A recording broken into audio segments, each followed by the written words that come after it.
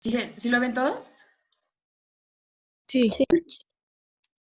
Bueno, pues, como ya vimos, los sufijos absolutos y son los sufijos que sustantivos, pero son los principales. Entonces aquí tenemos la tabla de cómo funcionan las pluralizaciones en Milpalta. En general cambian, por decir, contemporánea no. Creo que no se escucha muy bien.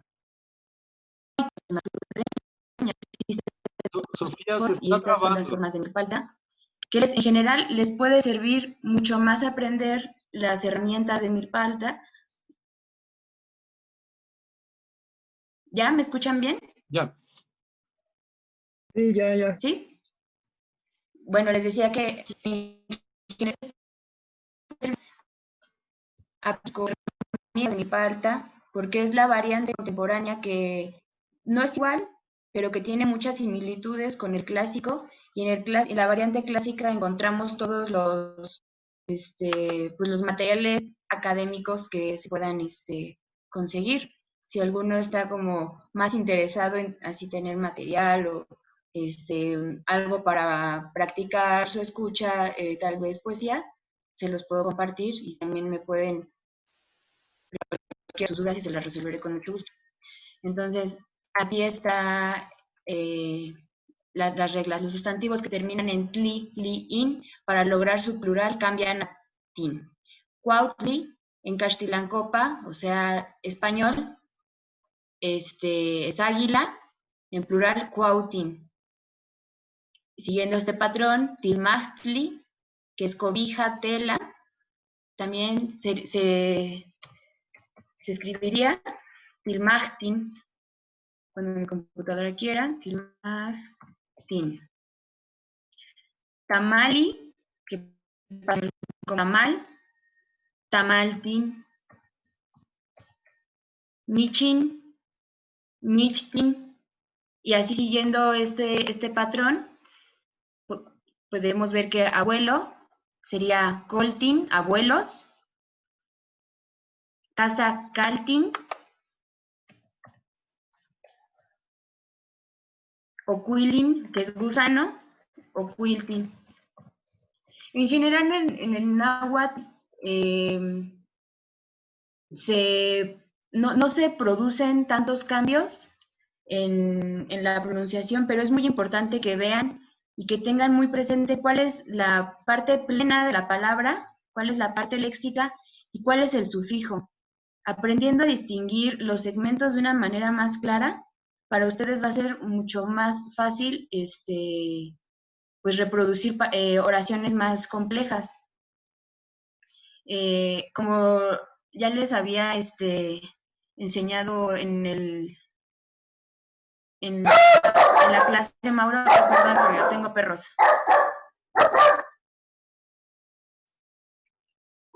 Lo que más convendría es que se aprendieran de una manera mucho más fácil los posesivos. El no para primera persona, el mo para segunda persona, el i para tercera persona.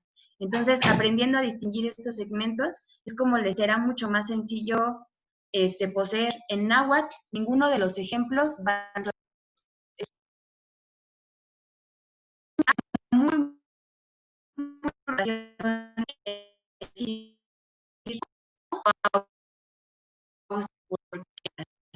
no son de nadie. Esto es como un aprendizaje más cultural, pero se pueden poseer más fácilmente seres inanimados como cobija o tela, tamales, claro, los peces, por supuesto que no, porque los peces no son de nadie, a menos que se hable como de posesión en cuestiones de riqueza y así. Los sustantivos que tenían para lograr plural pasan con mej. Y este sufijo de pluralización pasa a casi todas las variantes, también en la Huasteca está mej. Entonces, tepe, que es paloma, pasa como huilomej, que es cerro, pasa como tepemej, que es cerros, xochitl, xochmej, tototl, que es pájaro, pasa como totolmej. En este ejemplo es como la L aparece aquí, como más por una cuestión de uso, es una acepción a la regla, es más como pragmático. Nanacat, que es hongo, pasa como nanacame. Ejecat, que es viento, pasa como viento, también espíritu. Ejecame. Y así. ¿Sí está siendo claro? Son ejemplos muy sencillos, ¿todos lo están entendiendo? Sí. Sí. Los sustantivos que terminan en TL, bueno, en algunos casos se duplican la primera sílaba más el saltillo H. Hay una cuestión con el saltillo H, es como una aspiración mucho más en la variante clásica y en la variante milpalteña. Se escribe con H justo porque es una aspiración muy leve y se aprende a identificar así simplemente con el uso. Sin embargo, por ejemplo, en otras variantes como la huasteca o la variante de Guerrero, incluso en su grafía toman la forma de J, de ja. Entonces, por ejemplo, en Ejecat se pronuncia Ejeca. Es como una aspiración mucho más fuerte. También a eso, a las variantes nos ayuda a distinguir las sus grafías. En este caso, como es H, podemos asumir que es una aspiración mucho más leve.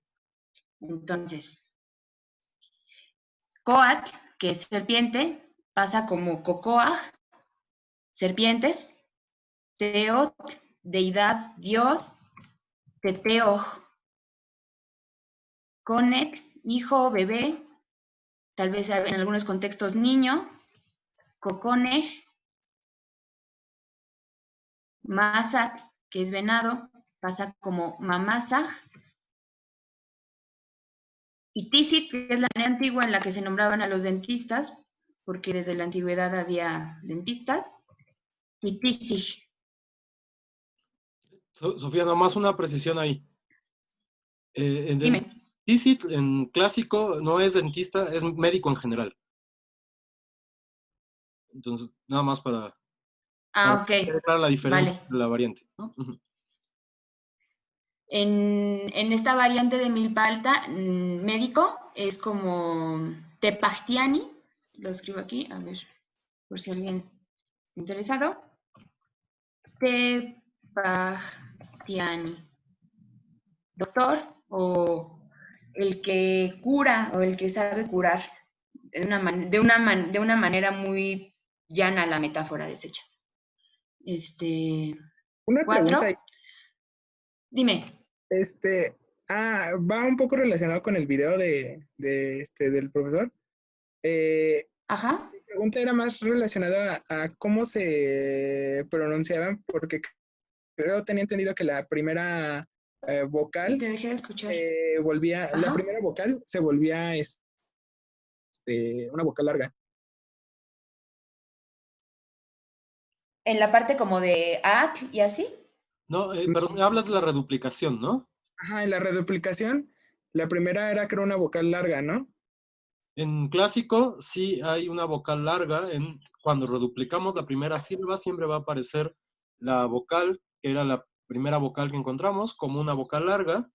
En milpalta yo supongo que también, pero no sé, Sofía nos puede explicar eso.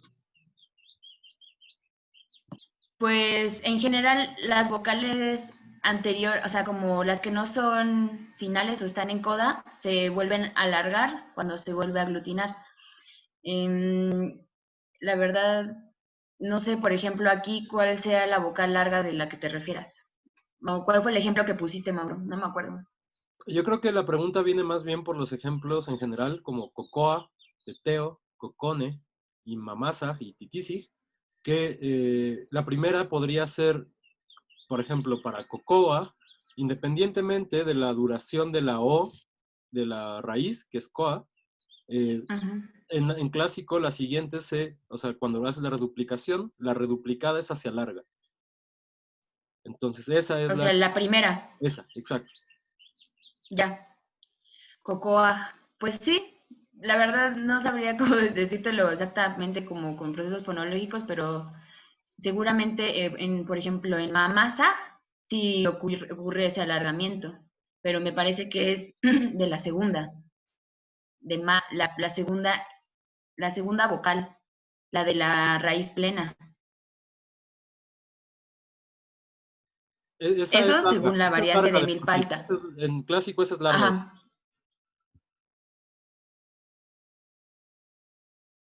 Pues sí, es lo que yo creo. ¿O sí resuelve tu duda o te confundió más? Sí, más o menos. Muchas gracias a ambos. Ashtleno, pues. Eh, ¿Hay otra duda o seguimos con el 4?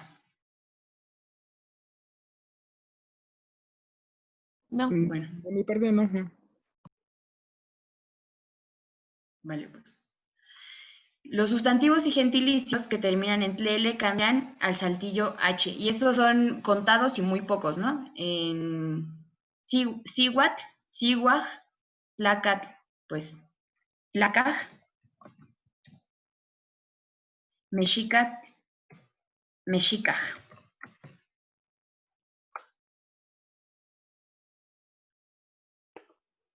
Sustantivos que terminan en ki, ni y se para lograr su plural cambian a que.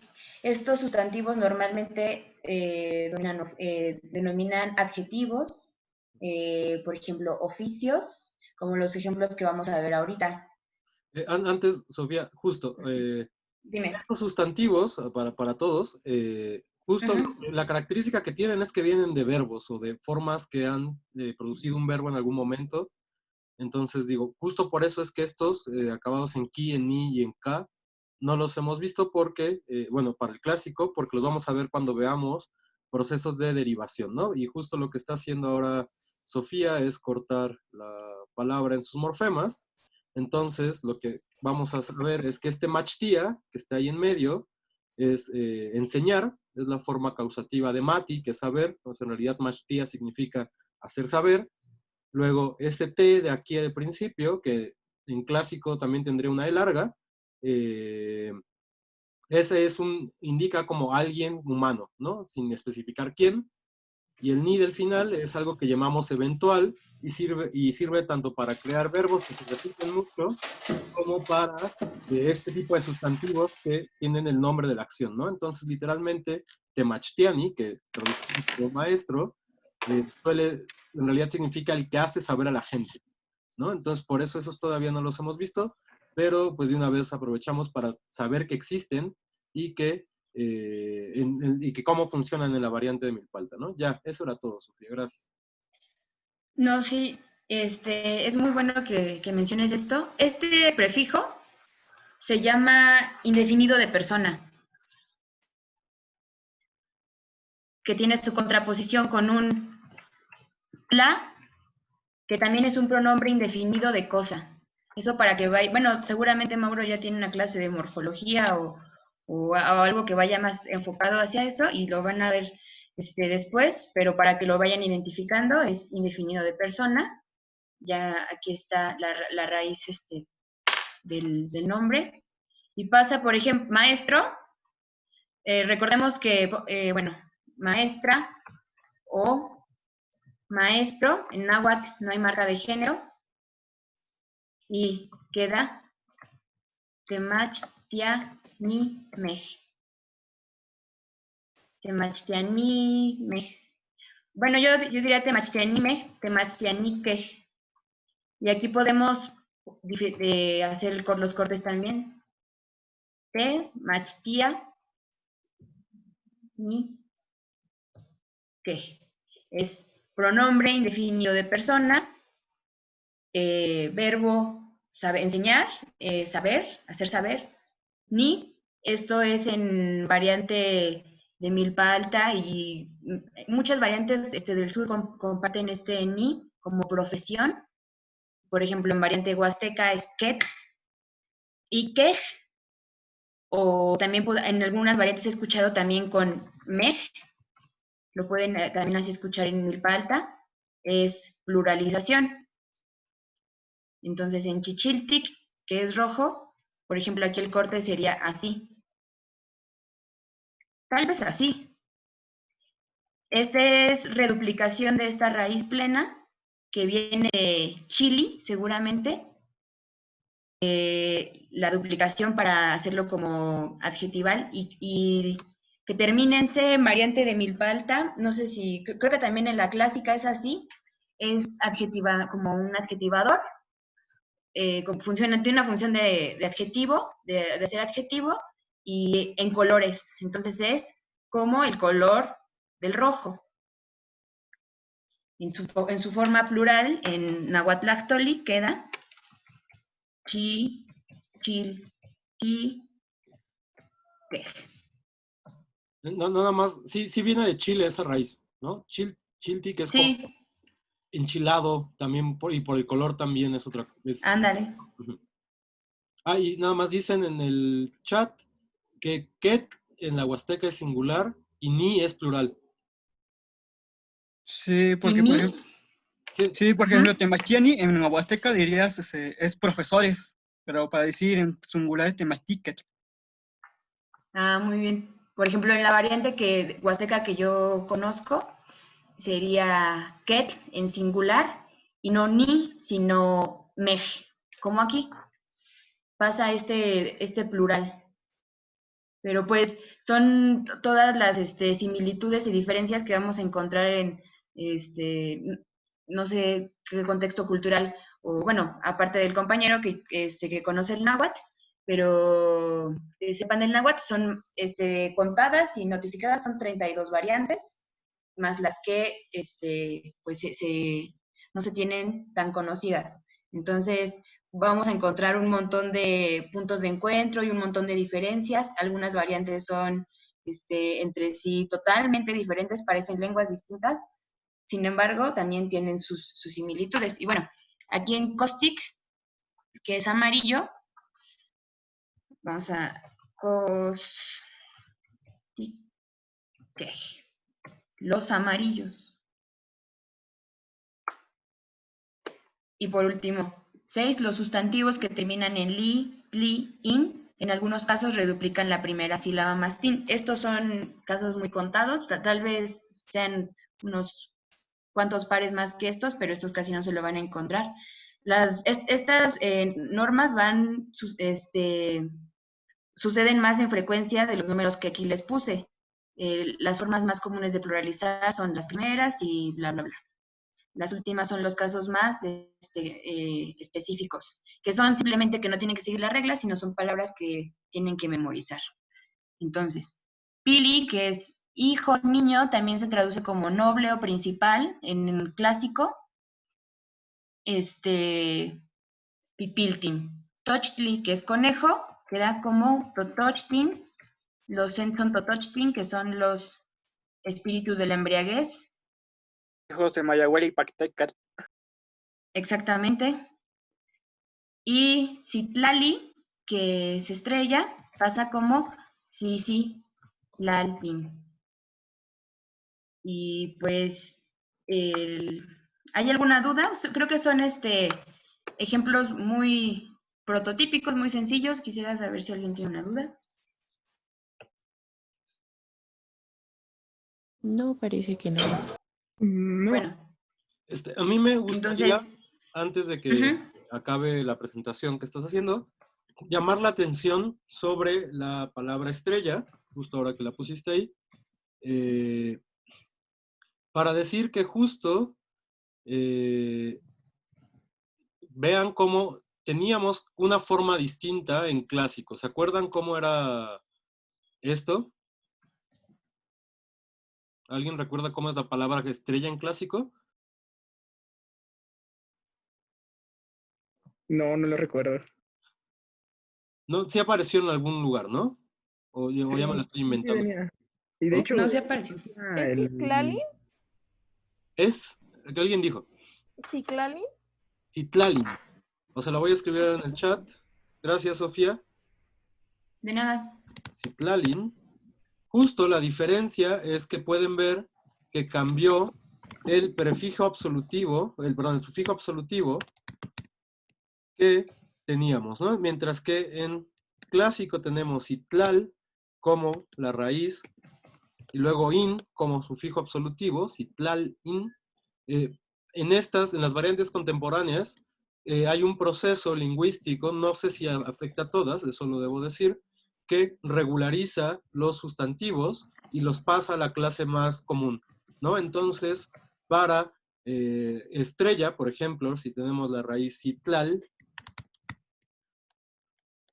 la clase más común sería los que acaban en tl, que en realidad vimos que ese sufijo absolutivo, que son 3, en realidad es 1, por procesos fonológicos, y entonces tendríamos la forma citlaltli, por ponerlo no fonológico, digo más bien fonológico, y esto va a provocar la asimilación, ¿no? Citlaltli. Y justo entonces estamos viendo que esta palabra citlali, bueno, citlalin, ya cambió como su clase, ¿no? Ya no es del in, sino que ahora pertenece al más general de los grupos, que es li. Y por ejemplo, eso es la razón de que gente de nuestra generación lleve este nombre citlali y no citlalin, ¿no? Se ve que lo tomaron de una variante contemporánea y no de la variante clásica, donde tenía esta marca in, que decíamos, solo se utiliza para elementos animados, generalmente pequeños y que se ven como un conjunto, ¿no? Entonces, pueden ver oquilin, que es gusano, pues justo los gusanos son muchos, son pequeños y suelen aparecer en conjunto moviéndose. Un poco in luego tiene ese significado, aunque no está muy claro si sí es algo así, pero es constante que aparezcan en este tipo de sustantivos. Y si piensan las estrellas, ahorita hablamos de eso, Diego, permíteme. Y si cuentan las estrellas, pues si las ven a lo lejos, también parecen como gusanos en el cielo, ¿no? También por eso es que tengan ese clasificador in que pertenece a muy pocas palabras, ¿no? No sé si esto queda claro. sí. Sí. Bueno. Nada más, antes de que Sofía deje de exponer, quería yo hacerle una pregunta que va a ser importante. No sé si la dijiste porque se me cortó el audio un rato. ¿Los sustantivos en la variante milpalta tienen alguna restricción para la pluralización? ¿O todo se puede pluralizar?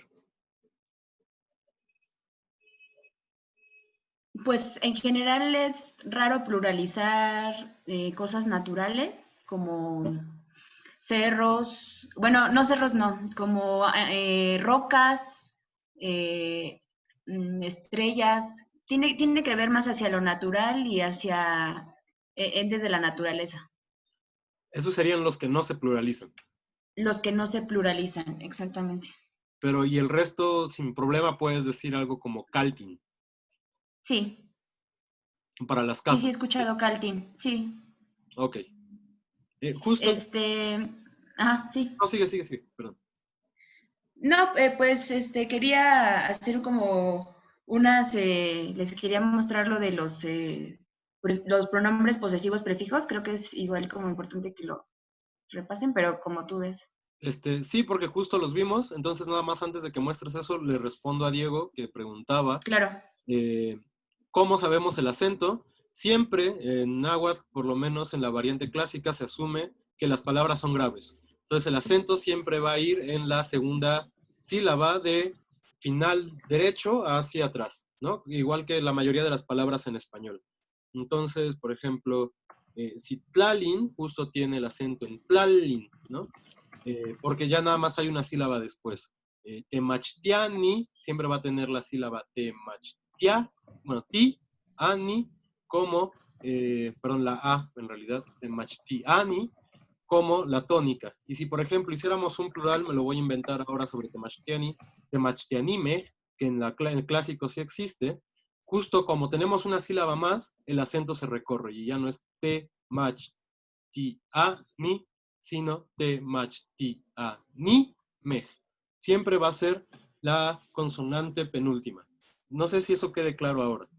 Sí, ya, muchísimas gracias. ¿Sí? Ok. Entonces, ahora sí, Sofía, por favor. Sí. ¿Dónde está?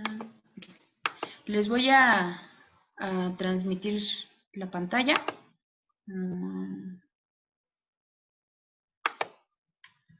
Creo que no, todavía no se puede mover.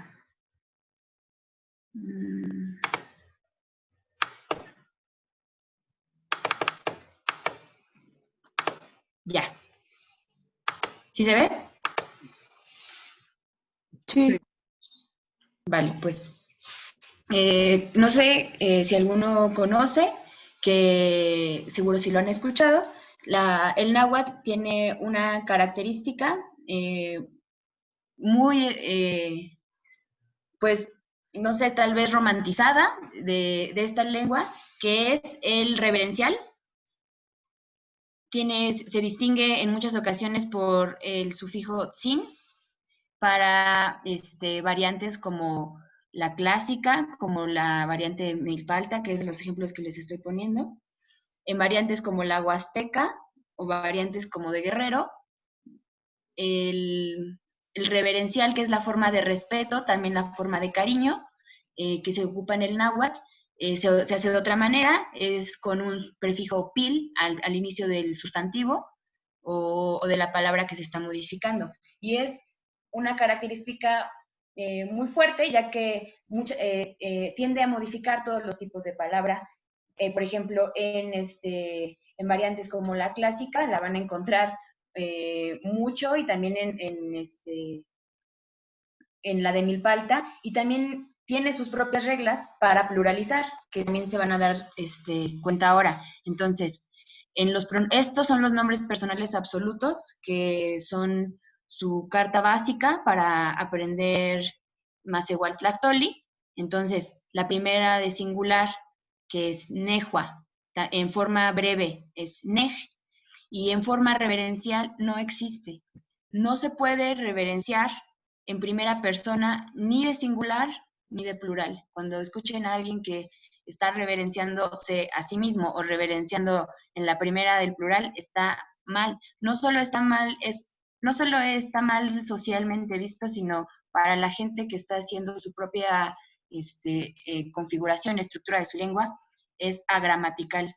Entonces, pues eso no se puede reverenciar en primera persona. El pronombre personal absoluto de la primera de singular es no. Entonces, por ejemplo, en un ejemplo como casa, quedaría como nocal. Si lo pluralizo, nocaltin. Entonces aquí podemos ver los cortes. Mi, casa, ¿no? Entonces, esos son los cortes que están en la aglutinación de nocaltin. En segunda, tejua, en forma breve, tej, en forma reverencial, tejuatzin, y el pronombre personal absoluto, el posesivo, es moj. Yehua, yej, en reverencial, yehuatzin, en posesivo es i. Y tejua para plural, primera de plural, tejuantin, forma breve, tejuan. En forma reverencial no hay, y para poseer en primera de plural, to, siguiendo el ejemplo de, a ver, otra palabra,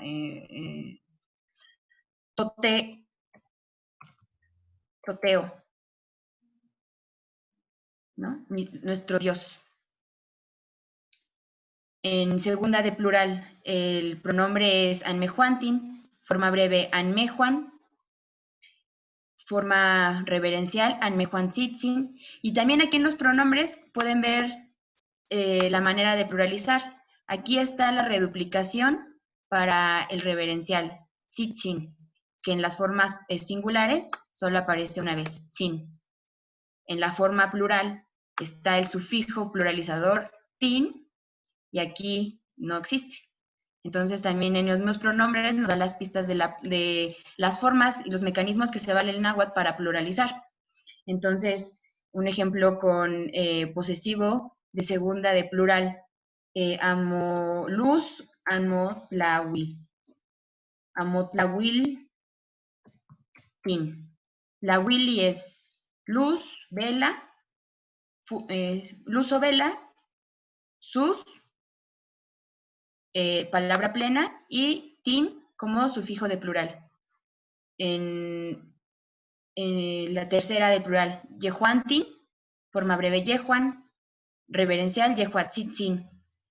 In, cocone, sus hijos, sus niños, con la palabra que vemos, la reduplicación y la aspiración. Y pues básicamente esos son los ejemplos. Yo les aconsejo que esto lo tengan como memorizándolo, trabajándolo, porque es lo que más les va a servir para empezar a reproducir oraciones en náhuatl. Y pues, ¿alguno tiene una duda? Sí, sí había una mano Parece que no. alzada, ¿no? Sí, Ah, no ok. fui yo, pero no, bueno, ya que estoy hablando, no entiendo muy bien el reverencial. Como que no El reverencial. se puede Eh, decir o hacer una traducción como cercana, no sé.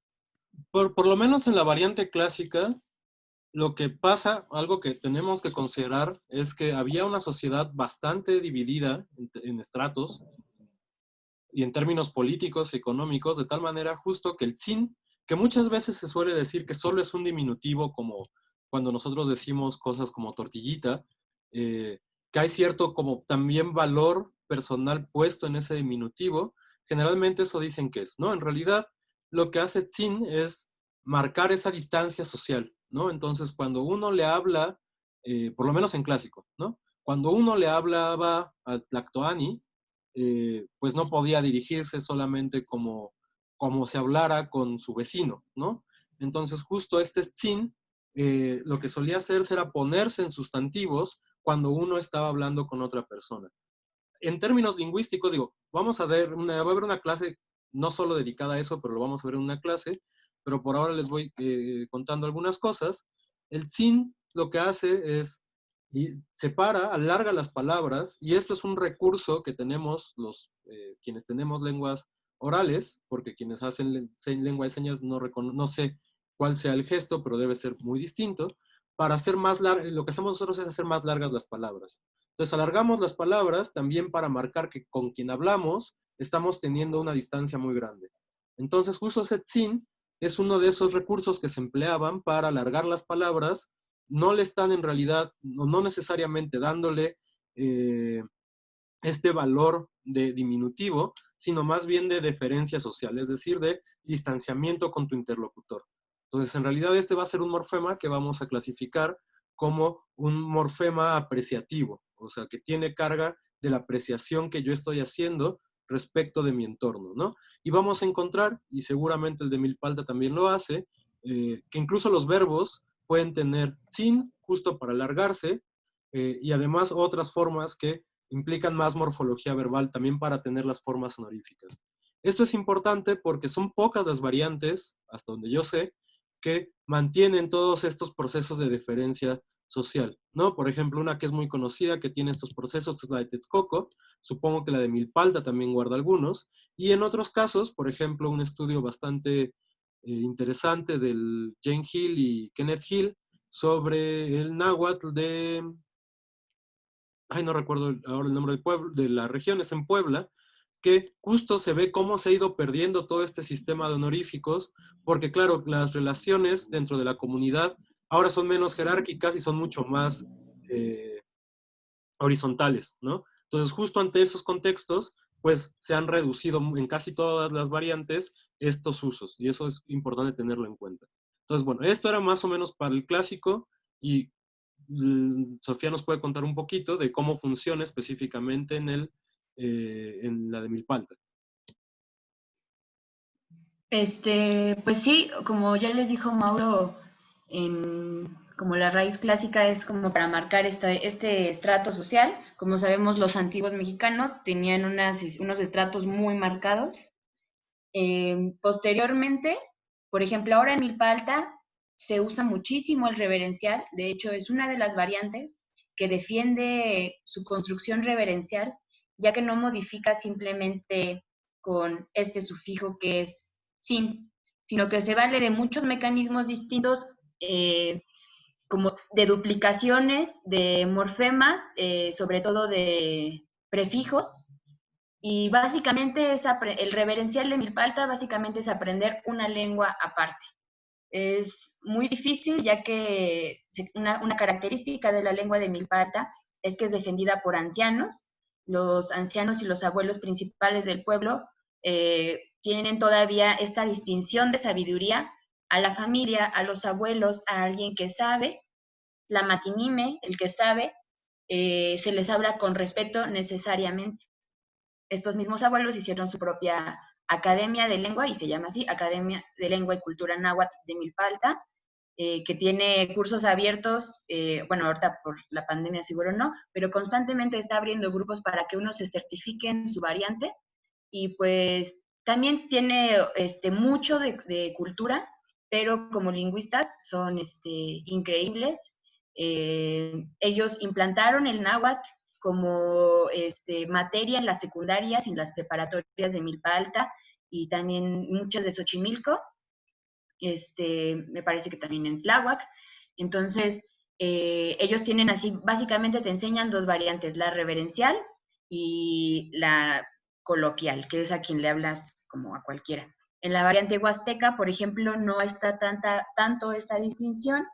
Sí existe, pero sí existe el reverencial, no tiene tantos mecanismos. No les pongo muchos ejemplos porque me parece que ahorita sería un poco confuso y abrumador, porque se hacen palabras enormes, larguísimas, simplemente para decirle en cada morfema: te estoy respetando y te agradezco y eres lo mejor del universo.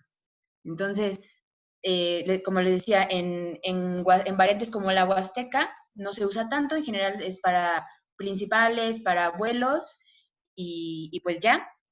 Yo ahorita les pongo este ejemplo con los pronombres personales absolutos, porque se los van a encontrar.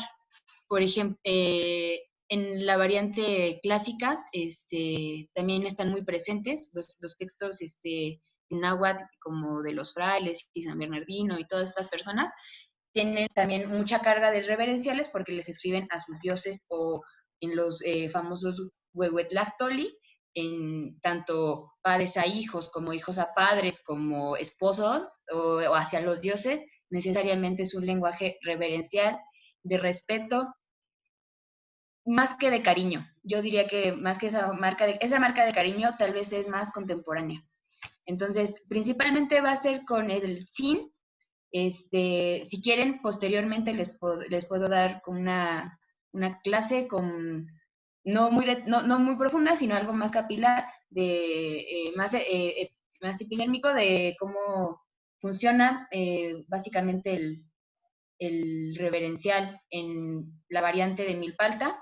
No es la variante en la que me estoy especializando, pero aprendí esa variante al principio, y también les puedo, no sé, compartir algún material como para que se vayan dando una idea. Pues creo que, no sé si solucioné la duda o está bien. Sí, Aquí sí, gracias.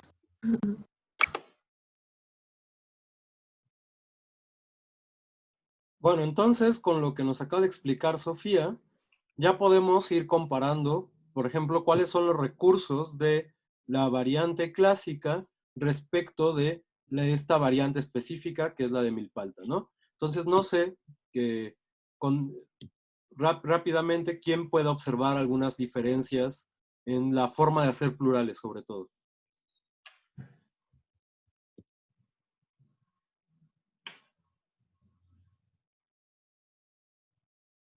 ¿Alguien?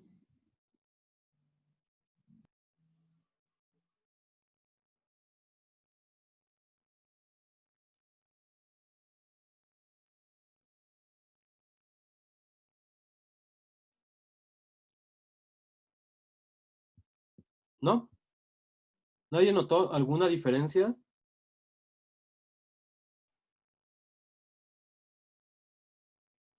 Pues sí, varias, pero no, no es que eran como muy puntuales, entonces no las recuerdo muy bien, pero sí vi que había algunas. No sé si alguien pudo identificar exactamente cuáles fueron. A ver, respecto de los plurales, empecemos entonces revisando los procedimientos para su elaboración. Teníamos que en realidad dos procesos generales, uno era TIN y otro era la glotal que estamos nosotros escribiendo con este saltillito, ¿no? Entonces, ¿para qué caso teníamos TIN?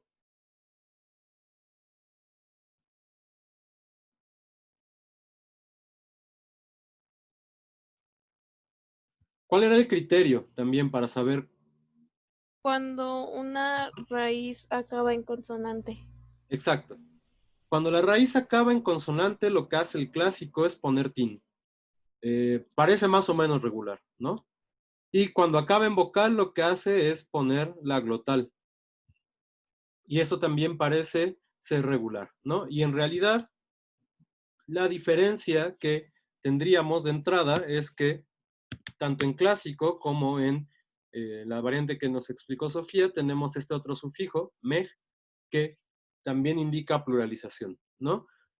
Hay una diferencia de entrada que dijo Sofía desde el primer caso que expuso, es que la gran mayoría de sustantivos iban a ir con tin. ¿No es así, Sofía? ¿Ya te fuiste, Sofía? No, aquí estoy, sí es así. Ah, gracias. Entonces, Así es que no se nos contaba el botón.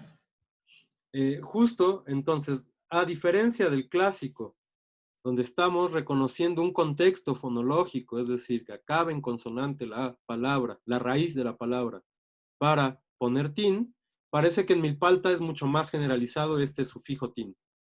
Y en cambio la presencia del saltillo era mucho más contado, ¿no? Nos dijo Sofía que eran unos cuantos casos como tlacat y tlacaj, o sea, tlacat singular, tlacaj plural, o siwat, siwaj, para esta presencia del saltillo únicamente, ¿no?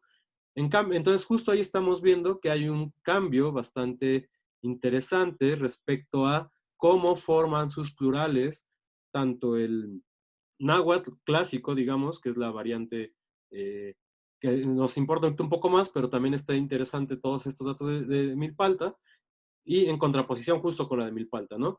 Había otra situación, que fue lo que yo le pregunté a Sofía, y es que hay menos restricciones para la pluralización. Entonces, por ejemplo, en clásico decíamos que Cali más bien Cali nunca iba a presentar plural porque no es un ente animado, mientras que en Milpalta sí podemos encontrar formas de plural para casa, o sea, Caltin. Entonces, justo esos son cambios que hacen que las variantes sean bastante distintas en realidad, ¿no? Cómo están conceptualizando su campo de entes animados o inanimados y cómo están aplicando según esta característica las reglas de pluralización o si las están manteniendo o como el clásico revela que parece ser más un proceso bastante mesoamericano, ¿no? Es decir, se comportaba de otra manera y ahora por influencia seguramente del español está teniendo un nuevo proceso de pluralización, ¿no? Entonces justo estamos viendo que la distribución significa con qué palabras va a ir cada prefijo o sufijo, la distribución está cambiando. En Milpalta hay mucho más se favorece mucho más tin, que se favorece la presencia de la glotal, y el mej también entiendo, Sofía estaba un poco más, está mucho más contado, ¿no? Son menos casos de mej que de tin. Sí, el MEG es más, como se reduce solo a los que terminan en tl, Y no todos, ¿no? y no todos. Puede haber que acaben en tl, que lleven mej. Digo, que lleven tin. No, cuando acaban en tin es porque acaban en tli o lin. o li o in. Entonces, en O realidad, sea, para sufijos tli, li e in, el sufijo plural es tin.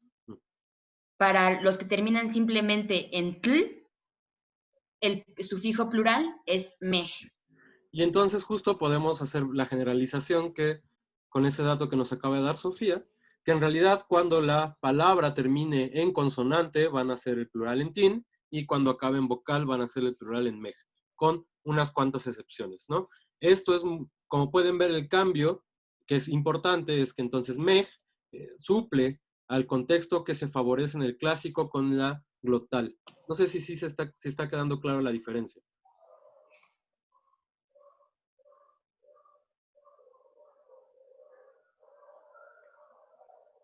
Bueno, dice Diego que sí, pero el resto también dice que sí. Sí, Ok, entonces justo este tipo de diferencias, aunque parecen muy pequeñitas, van a ser las que conforme vayamos viendo otras variantes, a la par que vamos profundizando en la variante clásica, vamos a ver que hay diferencias bastante grandes que justo lo que nos están indicando en realidad es que son lenguas bastante distintas, ¿no?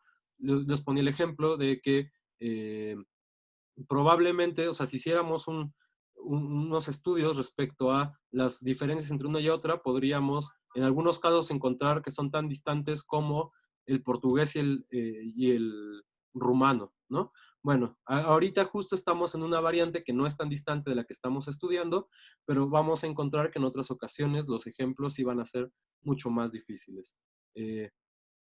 No sé, Sofía, creo que quieres decir algo, Sofía, porque se puso en amarillito tu cuadro, ¿no? No quiero decir nada. Ah, perdón. Y bueno, entonces esas serían las diferencias fundamentales entre la formación de plurales, entre la variante clásica y esta otra variante que es la de Milpalta. ¿Alguna duda en general con la formación de plurales para los sustantivos no poseídos?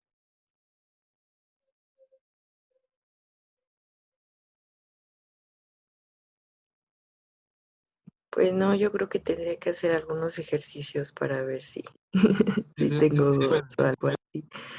Sí. ok, bueno. Y sobre la posesión, ¿tienen alguna pregunta en específico?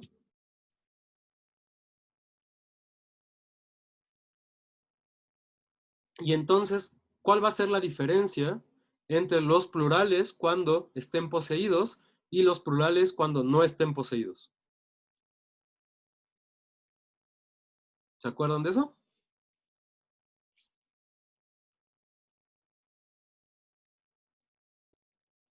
Sí, de eso hablaba en el video, ¿no? Ah, pero me lo pueden repetir nada más para saber si que sí quedó claro, porfa.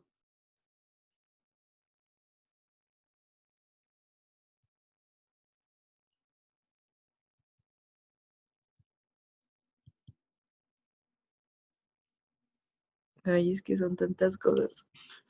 Justo para que no se vean tantas cosas, o sea, porque en realidad son poquitas reglas las que hemos visto, ¿no? Entonces por eso quería saber si había quedado claro. Les voy a compartir mi pantalla de nuevo. Permítanme tantito.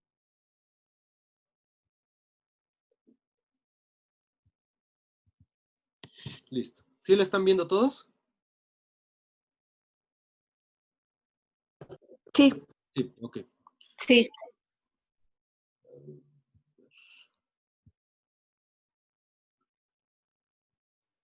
Era otro sí en el chat, perdón.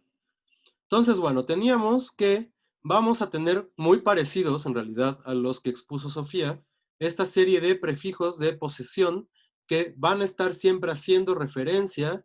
Bueno, y Salvador ya respondió lo que estaba preguntando, pero igual lo repasamos rápido, ¿no? Estos siempre van a estar antes de una raíz nominal y están indicando quién es el poseedor. Es decir, hacen referencia si es a la primera persona de singular con no, si es a la primera persona de plural con to, y esto solo lo que está pluralizando es al poseedor, jamás al sustantivo que está siendo poseído. De tal manera que, creo que lo teníamos acá con hijo, aquí está. Si somos varios los dueños, bueno, por poner los dueños, que en realidad no es una relación de posesión, pero se parece, ¿no? Quienes tenemos hijos, vamos a poner to. Y entonces eso hace plural a la persona que tiene esta relación. En este caso, entonces sería nuestro hijo.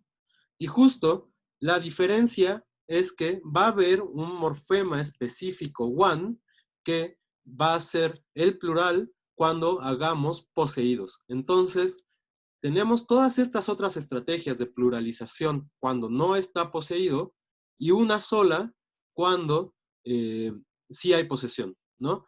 Y este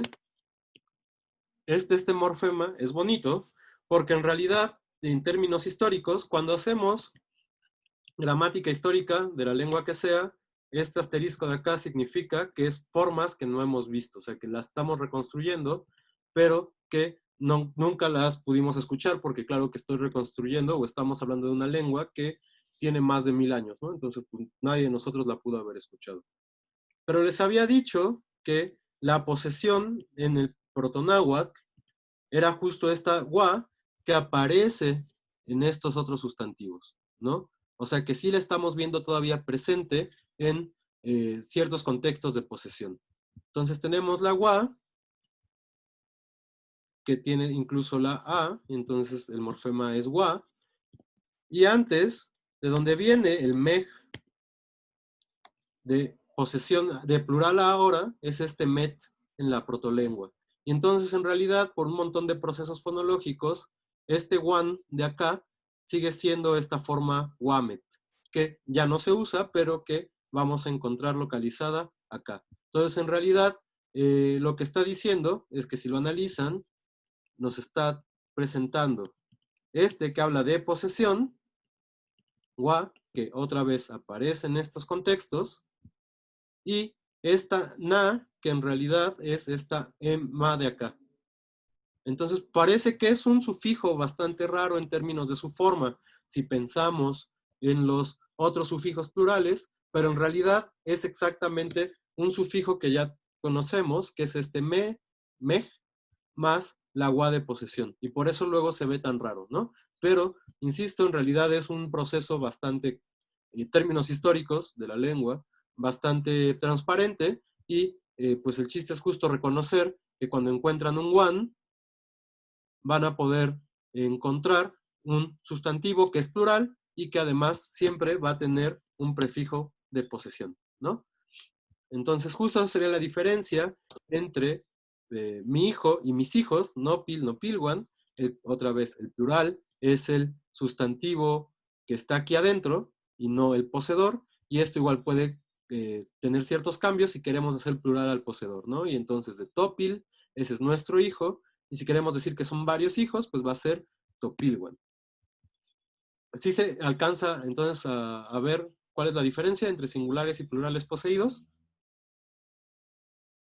Sí, sí. Sí. Ok. Creo que en realidad esto es lo más complejo que hemos visto hasta ahora, entonces si les está quedando claro, significa que vamos por buen camino. Entonces, ¿dudas con esto? No. No. Ok. Entonces, pues si ya no hubiera dudas, pues más bien a las 5 de la tarde se va a publicar la tarea ahí en el Classroom. Si tienen dudas mientras la están revisando y haciendo, por favor, escríbanlas en el chat para poder ir resolviéndolas ahí, las que se puedan resolver por escrito, y si no, también para saber desde antes del que empiece la clase qué dudas va a haber para empezar por eso la próxima semana, ¿no? Lo de Milpalta viene en la tarea que acabo de programar para que se publique. Entonces, justo si alguien tiene dudas respecto a lo de Milpalta, es su momento para volverla a preguntar a Sofía, y si no, pues ya nos podríamos ver la próxima semana. ¿Podría subir Sofía el documento al Classroom? Sí, claro, lo subo al Classroom. Igual también si tienen una duda me pueden escribir sin ningún problema. Gracias. Gracias. Ok, bueno, entonces si ya no hay más dudas, nos vemos la próxima semana. La próxima semana toca ver el verbo, la morfología básica del verbo.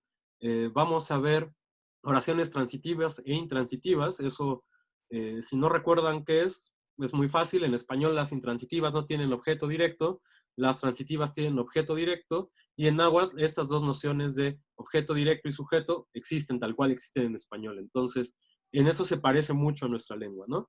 Vamos a ver este tema de verbo, y también algo que va a ser necesario para poder empezar a analizar con más claridad morfológicamente es aprenderse los sistemas de glosado que utilizamos en lingüística, que son bastante sencillos, y entonces les voy a subir una lectura donde se explica cómo se hace eso para que no les entre tanto ruido a la hora de que empecemos a hacer glosas. Entonces, otra vez, insisto, si ya no hay dudas, nos vemos la próxima semana. Gracias. Gracias. Vale. Gracias. Gracias. Hasta luego.